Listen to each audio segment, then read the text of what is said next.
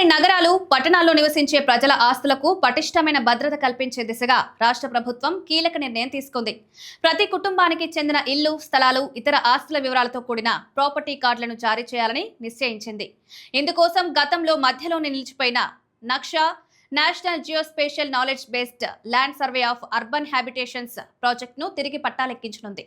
కేంద్ర ప్రభుత్వ సహకారంతో ఈ సర్వేను పునః ప్రారంభించి నిర్ణీత గడువులోగా పూర్తి చేయాలని లక్ష్యంగా పెట్టుకుంది.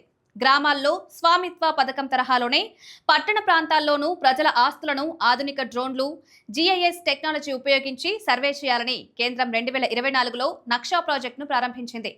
దేశవ్యాప్తంగా 152 నగరాలు, పట్టణాలను ఎంపిక చేయగా అందులో ఆంధ్రప్రదేశ్కు చెందిన కాకినాడ, ఏలూరు, గుంటూరు, మంగళగిరి, తాడేపల్లి, ఒంగోలు, నెల్లూరు, తిరుపతి, కుప్పం, అనంతపురం వంటి 9 నగరాలున్నాయి.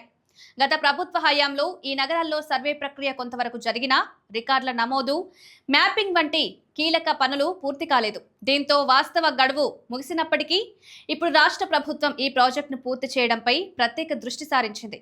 2027 మార్చి నాటికి ఈ ప్రక్రియను పూర్తి చేయాలని లక్ష్యంగా నిర్దేశించుకుంది. ఈ ప్రాజెక్టు పూర్తయితే ప్రతి ఆస్తి యజమానికి ఒక ప్రాపర్టీ కార్డు లభిస్తుంది.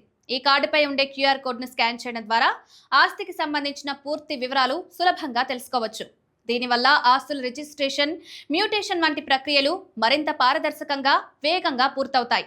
అంతేకాకుండా ఈ కార్డులను ప్రామాణికంగా చూపి బ్యాంకుల నుంచి సులభంగా రుణాలు పొందే అవకాశం ఉంటుంది. మరోవైపు మున్సిపల్ అధికారులకు తమ పరిధిలోని ఆస్తులపై స్పష్టమైన సమాచారం ఉండడంతో నగర ప్రణాళికలు, అభివృద్ధి కార్యక్రమాల రూపకల్పన మరింత సులభతరం అవుతుంది. త్వరలోనే ఈ సర్వే పునః ప్రారంభంపై ప్రభుత్వం నుంచి అధికారికంగా స్పష్టత రానుంది.